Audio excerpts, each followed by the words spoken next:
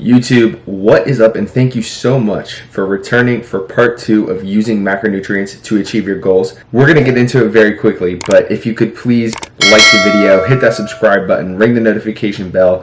I'm trying to grow this channel, bring some quality content, try to teach the people helpful things, and it definitely helps to show support in that way. So I appreciate you all for doing those things. Now let's get into the spicy stuff. And for those of you just now tuning in for the first time, like I said, there is a part 1 of this series, and in that first part we talked about how tracking macronutrients can be beneficial, how it's going to help you out in the long term and actually give you some value in your own life. And then we defined each macronutrient, telling you what it does in your body, how many calories are in each gram, and then gave some examples as well. So make sure you have a good understanding of part 1 before we get into part 2, because today we're talking about the fun stuff, understanding how many calories you actually need to achieve your goal. And this can be a tricky thing, right? Like, a lot of people don't know where to start with their diet, and they'll just adhere to some random plan that they see online. But if you actually have an idea of your own personal use case, understanding how many calories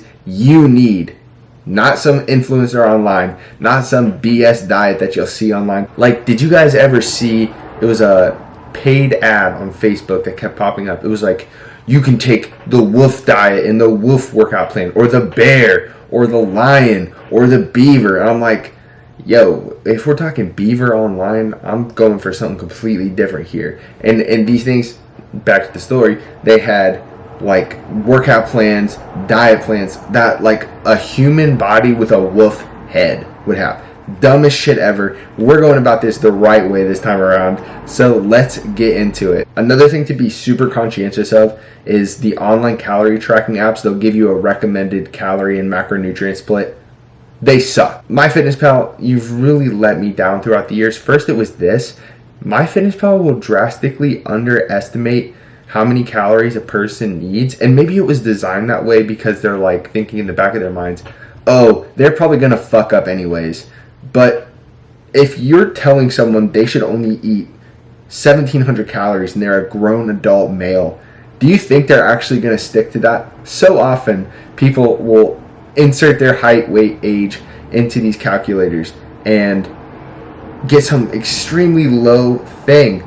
And I'm like, what are these algorithms? They're not even close to being accurate. But we're going to talk about what makes our estimate for caloric expenditure accurate. So just know, a lot of these online calculators are wrong, and the numbers that you get from my method will be different. But if you stick to these numbers, I'm very confident that you will see results. So there are 4 components that go into energy expenditure, which will then help you estimate your caloric needs. The first one, which constitutes like, these are rough numbers here, but like 60 to 65% of the total will be your resting metabolic rate, or RMR. So a good way to think about RMR is, imagine you're completely bedridden, which would really suck, but you can't move around at all, and your body is just burning the energy it needs to keep you alive, right? So it's fueling your organs.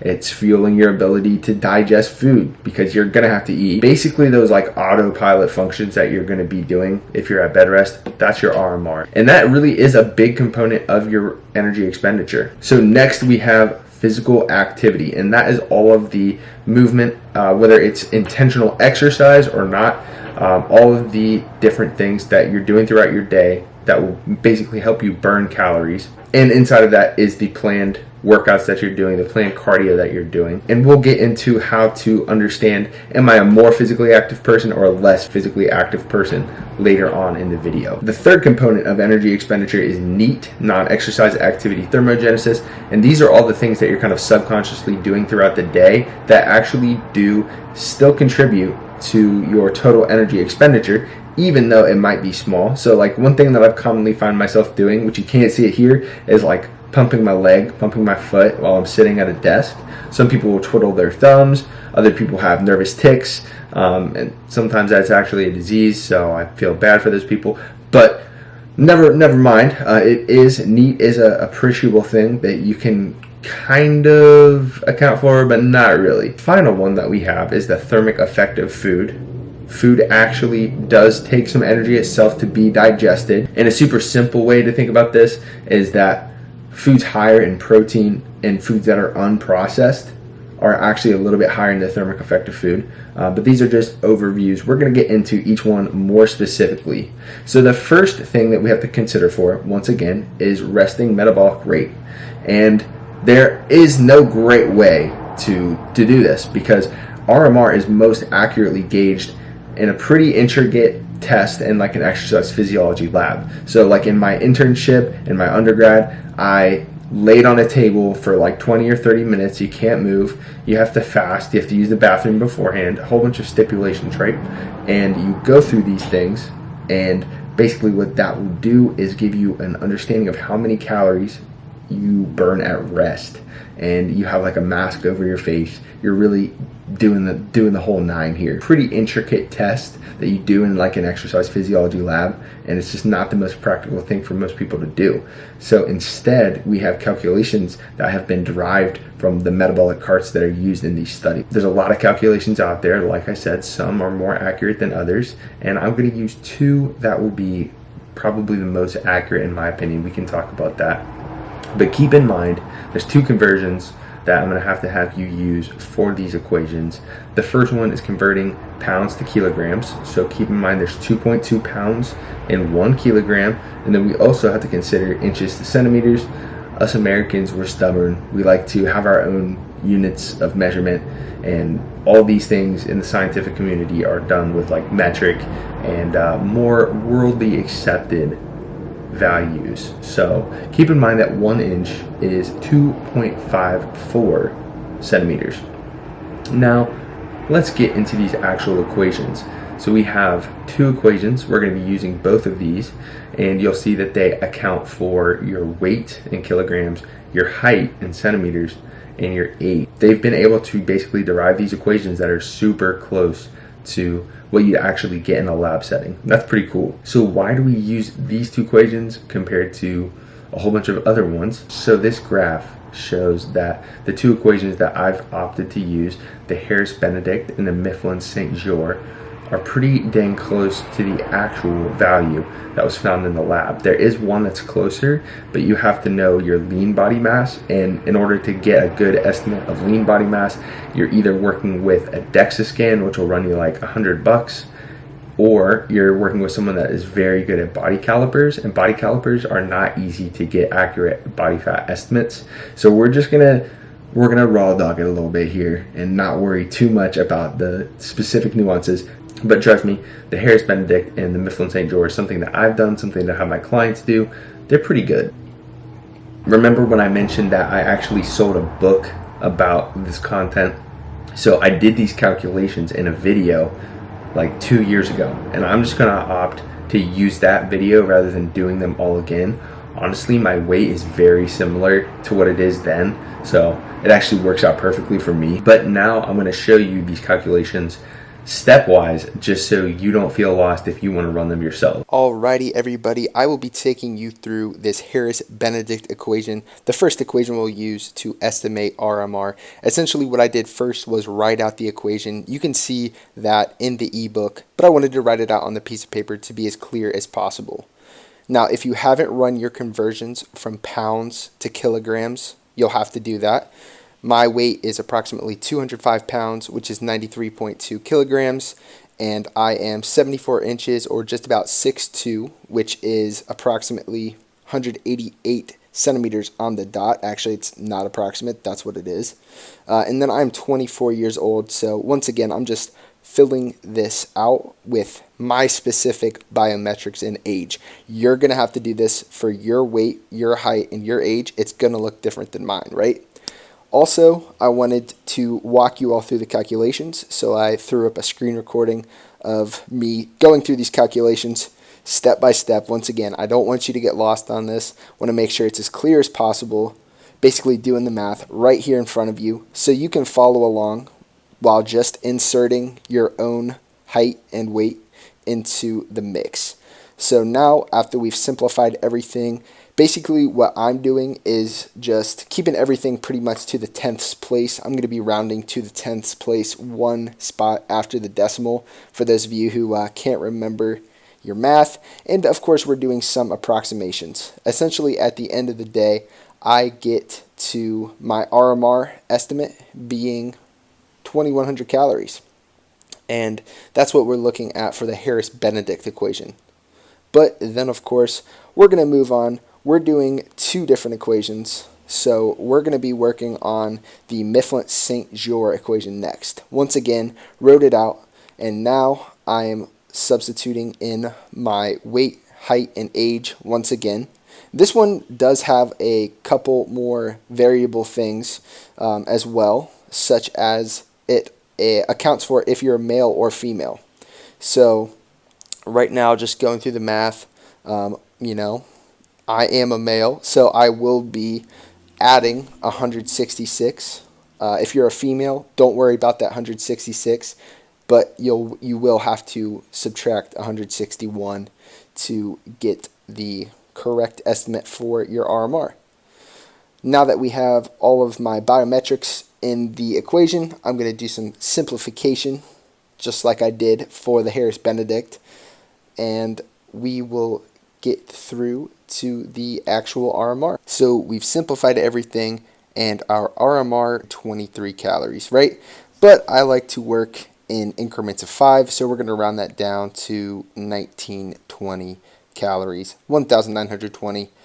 But you'll notice that that's a little bit different from what we had in the first equation, the Harris-Benedict. So what I like to do is actually average the two equations together. So we're going to add up 2100 plus 1920, which will give us 4020. We're going to divide that by 2 because we're averaging, and the average RMR is 2010 calories. So that's what we're going to use as our RMR. Alrighty, so I hope that if you're trying to get an estimate of your calories and you're working through this with me, that you'll actually have gone through and inserted your own values into these equations so you can get your RMR. And if you did, that's great. If you're just here for the information, that's completely fine too. Once you have your RMR, you're only a quarter of the way through the puzzle. So there's 3 other things to consider, right? Physical activity, NEAT, and thermic effective food. Let's get into that physical activity. So you might be asking yourself, everybody's physical activity is going to be different, so how am I actually accounting for that? Well, the cool thing is that they've decided to do is that there's a sliding scale that you'll multiply your resting metabolic rate by, right? So it goes from 1.2. 1.2 is completely sedentary. You're basically sitting around, not putting any effort into exercise or trying to minimize your movement as much as possible. So you multiply your RMR by 1.2, and then at the top end of the scale, you have RMR multiplied by 1.7, and that's like very intense exercise, multiple days of the week. You're working a manual labor job. You're on your feet all day, just busting your ass. And then you also have some things in the middle here, right? So like 1.375, you know, you're busy, you're on your feet, you're keeping up with the kids, going to soccer practice, but you have a tough time actually getting to the gym and working out. And then on the other end of the spectrum, in that middle range, you have like, oh, I do consistently exercise, I stay pretty busy. You'll multiply your RMR times 1.5. Now, what I've seen in practice, what I've personally done myself, and what I've seen clients do all the time, is that often people overestimate their exercise. So be on the safe side and like knock yourself down like 0.25 or so. I remember when I first did this, I thought I was like a 1.6, but I wasn't. Because at the time I was doing like powerlifting workouts. You're not actually going to burn that many calories while you're lifting weights, guys. It's actually like cardio, constant movement, biking, walking, elliptical, Stairmaster type deal, where you're actually going to be burning more calories. So if you're really not putting much emphasis on anything other than the weights and maybe just walking around for your daily tasks, make sure you estimate yourself on the lower side. But if you are like, let's say like a waiter, someone who has a lot of time on their feet, you're also doing cardio and you're hitting the gym like 4 or 5 times a week, you know, you're gonna need some food to fuel yourself. So don't be afraid. For safety's sake, I'm gonna estimate myself on like a 1.4. That's super conservative for me, but I'm comfortable there because I sit at a desk for much of the day. Other than like cardio and my workouts, I'm sitting at the desk, so I'm not going to rank myself super high. So right here, I'm multiplying my resting metabolic rate at 2010 times 1.4, which yields 2,814 calories a day. And that's strictly if I wanted to maintain my weight. Remember how I talked about NEAT and how it does contribute to calories? The tricky and unfortunate thing with NEAT is you're never going to be able to account for it, and there's no great way that they found to do that thus far, because NEAT changes. Maybe you didn't sleep as much, you're not going to be twiddling your thumbs quite as much because you're tired. Also, throughout the course of a fat loss diet, your NEAT will decrease because there's simply less energy available to fuel those movements. So it's best to just acknowledge that NEAT is a thing, but you don't really need to account for it. And that's basically because it accounts for such a small portion of your total energy expenditure. And then getting back to the thermic effect of food. The thermic effect of food will increase with diets that are higher in protein, higher in unprocessed foods, and the more you move, that also helps with this process. If your diet is higher in fats and highly processed foods, and then also age, those two things will decrease the thermic effect of food. And really, to be safe, if you're trying to lose fat, I wouldn't worry about factoring this into your diet.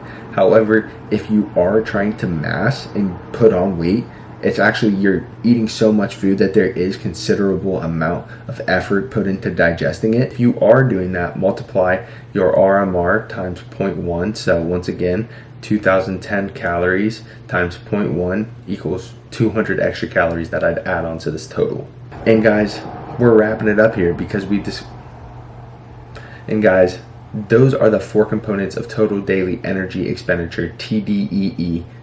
And now all we have to do is add those bitches up and we'll get how many calories that you need. So once again, my RMR was 2010. The estimate of RMR times 1.4 was adding 804 calories. If I'm trying to maintain, that is going to be my calories, 2,814.